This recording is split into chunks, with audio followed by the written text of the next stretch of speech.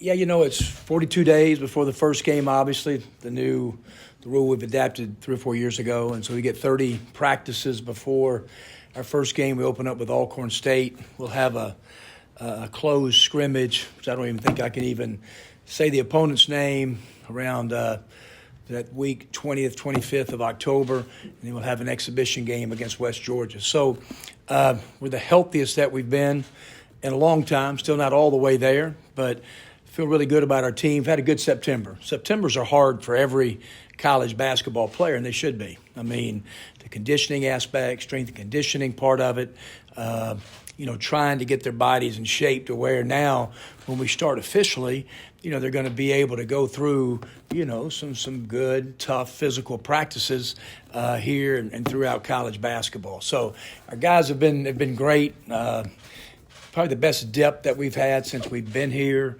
I love our leadership, our locker room. I think we've got a good combination of youth and experience and returning guys. So like I said, every first day is good, even though we've been on a foreign tour. We've had a lot of practices in the summer, but look forward to getting it started today. Daeshun said that he thought he'd be cleared maybe by October 10th, if I'm quoting him right. Are you pretty confident in that date as well? Yeah, I think so. He's getting really close. Neil, he probably told you he's kind of cleared for all non-contact right now. Like we had a little kind of a walkthrough this morning that's not contact, and he'll go. You look at him and you don't think anything's wrong, But I think the knee is doing great. I think it's the leg strength around the knee. He's worked really hard, getting real close. So I'm like you, Neil, what Daeshun said. Hopefully by the 11th or 12th, he's back going. You mentioned that overseas trip. What did you kind of learn about your team? Yeah, it was good that, we had, the guys that didn't play, and Ty Fagan was limited, so we really got a chance to see a lot of the new guys, Maury Abrams and TJ, the emergency of James White, really had a good trip. It's the most athletic team we've had around the rim. I think shot blocking is such a premium now in college basketball because of the analytics of threes and rim twos. And so I think it has a chance to be, potentially the best shot blocking team that we've had, which is a great thing. And again, even with the loss of other guys, I thought our depth was good. And so that's something that we got a chance to see. But playing a lot faster in transition. Now, those games are a little skewed because of, kind of the defensive getting back or transition from the other teams that we've played. But we will. You'll see a faster athletic team in transition. So I guess what's the challenge for him to try and now carry that over here now to the season? Yeah, I thought it was a big confidence builder for James. I think that, like guys that now have a little success like that, he's got to understand he's not going to average 24 a game in the SEC, and not 24 for us. Nobody in the league really does. But, you just got to channel it. We've talked a lot about, for everybody, about being a really, really good player without the ball. The old analogy of a guy can go 2 for 11 and play 35 minutes, and he missed 9 shots, and his world is crushed. And you ask him how long it took him to take those 9 shots, he'd say about 18 or 20 seconds. So now you've had about 33, 34 minutes without the ball in your hands. How do you affect the game when you're not shooting it? And so I think that's the biggest kind of thing for all players, that James can score it, but he's got to affect the game defensively, the basketball IQ part. But he's put in a lot of great time, and I know he's looking forward to today's practice. It's kind of big picture roster development. I think this is probably year 3 of the portal era and kind of rebuilding your team every year. How do you feel like you and your staff have gotten better at that, gotten better at kind of learning on the fly and having a new team every year? Yeah, I think this is that still how important returning players are. How important it was for us to get Robert Allen back healthy, that we had, just his spirit in the gym. It really helped us. So really, managing official visits, the number of official visits. How many 24s do you visit when you think you may have so many in the portal in April and May? I think we're all still trying to get a great grasp of that. The NBA draft could have a play on our team and other teams, in the spring. So I still think you have to have a blend, but I know one thing, you still need really good high school players. And, And I think we have this in this class. Hopefully, we're adding another really good class for 23. So we're still learning. But I do like the blend now of kind of the 6'4" and then the transfers that we have. What do you hope to get or expectations out of Jaemyn this second year? Yeah, I mean, Jaemyn's conditioning, his body, his ability to defend is really, really improved. I think Jaemyn, obviously as a stretch forward really needs to be able to shoot the ball from three well, something he works on quite a bit. I just see his leadership. I hear his voice so much better than we did last year. He's been unbelievable in our locker room.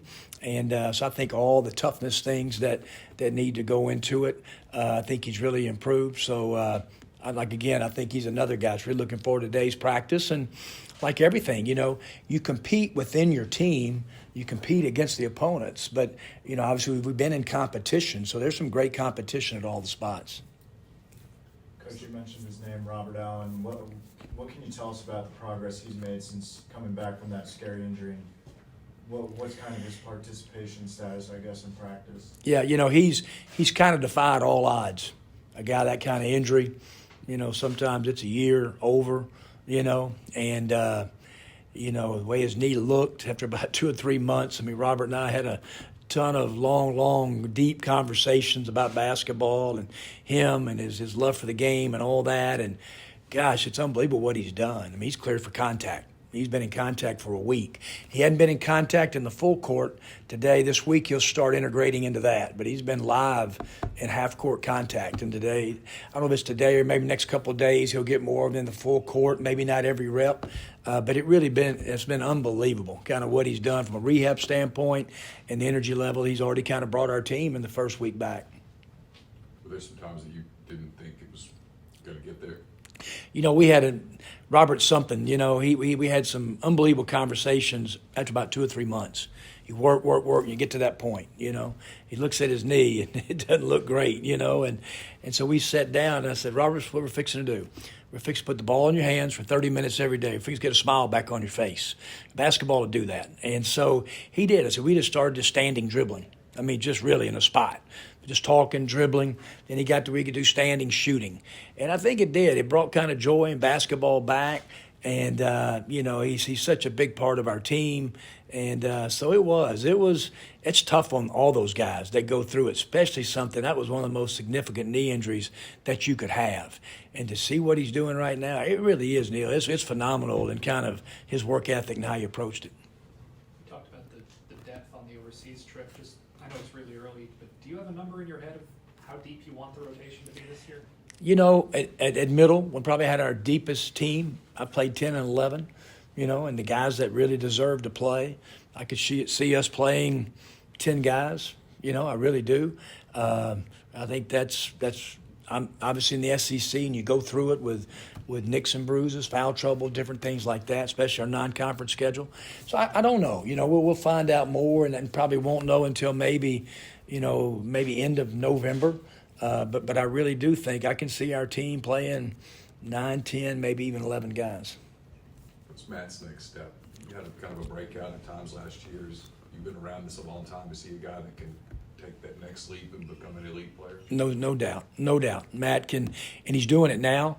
Neil, I just think that, he's an elite shooter. We've seen it. As good an athlete as his position as anybody in college basketball. I think rebounding is the next step. Can he go back and rebound? Can he really go be one of the elite defenders in our league? He started driving the ball and getting to the foul line better.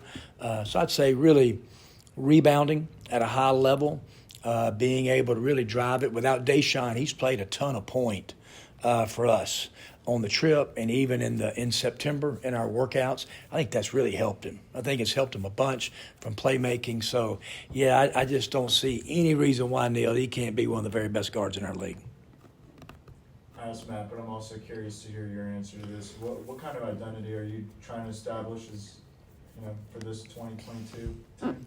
Yep. I think it's got to start with, effort, toughness, defending, shot blocking, protecting the rim, rebounding. Like I said, it'll be the fastest paced team that we've had. I thought our first team's pace was good, with those 3 guards, as good as those guys were all together. But I do think you will see a team that's going to pitch it ahead, hopefully be athletic in transition, get easy baskets in transition, whether you're on the road or at home. I mean, as you start playing against really good teams, the games get more and more half court because teams do a better job taking care of the ball and getting their defense set. So I think that you'll see the most athletic, the deepest team, and hopefully a hard-playing group that will compete on a national level in our league every night. How much pressure is kind of on this team this year to improve, and how much pressure are you feeling in that aspect? No, zero. It's, we're going day to day with our team. It's been such an unbelievable group to coach every day.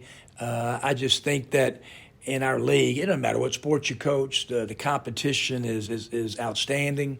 Coaches, recruiting has been unbelievable in the league. So we've got a lot of great opportunities, and we, like I said, just the term forward rebels and next play, that's exactly what we're trying to do.